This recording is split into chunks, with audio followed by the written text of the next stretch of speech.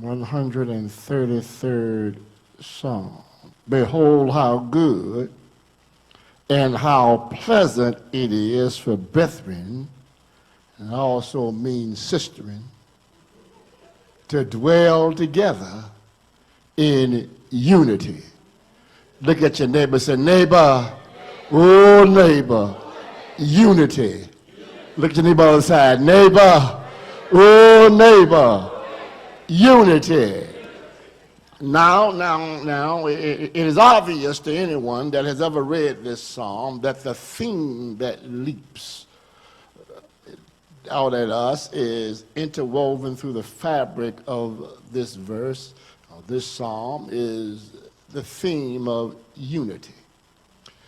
It's believed that this psalm was written for the occasion of the nations coming together at the coronation of David, becoming the king of both the southern and the northern kingdoms of Israel.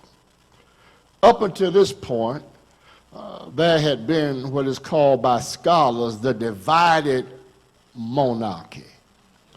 In other words, the people of Israel have now split, and there is the northern kingdom and there is the southern kingdom. And David in 2 Samuel around chapter 2 has already become the king of Judah. And now he comes to be crowned the king of Israel, thus becoming the unifying king, and once again unifying Israel.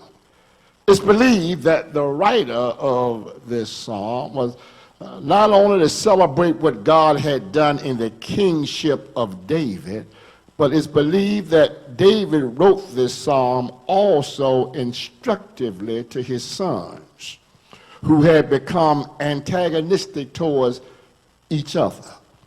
If you remember, Absalom murdered Ammon, and Adonijah tried to thwart Solomon's ascension to the throne, and it's believed that David writes this psalm not only as a celebration of his coronation and unifying the kingdom, but that he writes this psalm as a father filled with wisdom, writing it to his sons who are family, but acting like they are enemies. Y'all don't get that. And this psalm teaches us that there is power in unity. It suggests that unity produces an atmosphere, an ambiance by which the anointing of God can flow. See, the anointing of God cannot flow when there is strife, division, or backbiting. When the people of God begin to walk in unity, then the Spirit of God can begin to move. And when the Spirit of God, y'all don't hear me, begins to move, things begin to happen. When the Spirit of God begins to move, lives will be transformed. Sickness and disease will be healed. Shackles will be broken. When the Spirit of God is allowed the freedom to move, then there is nothing that cannot be broken in the body of Christ. And this is a major thought, because what that means is the reason more miracles may not take place might not be because of a lack of faith, but it might be because of a lack of unity. See, there is one thing that the church needs to return to, is the message of unity. God has called us to work together. Oh, let me bust somebody's bubble. You and I do not make a kingdom.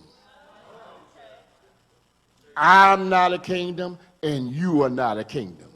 God has not made any of us to function alone without the necessity of other people in our lives.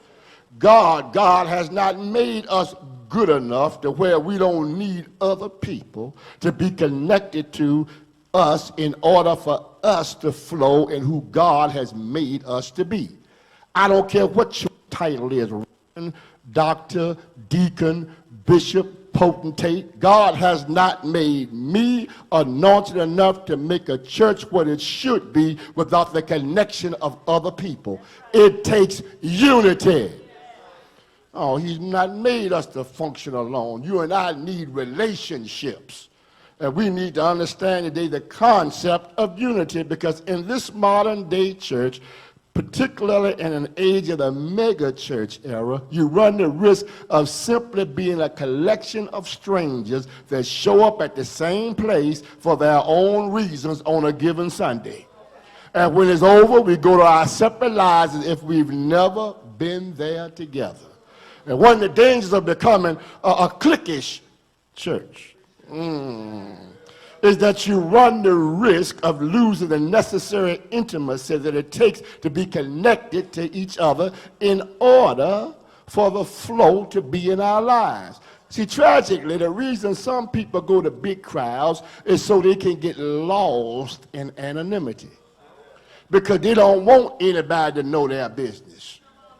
When in reality, you ought to be in church to be free, to let people know what you're going through. I don't care how cute you act, how cute you walk, how cute you talk. All of us got some mess going on in our lives. All of us got something going on in our lives. And when we come up here, one pile of mess can't turn their nose at on another pile of mess, because all of us trying to make it through something. I wish I had some help in this house.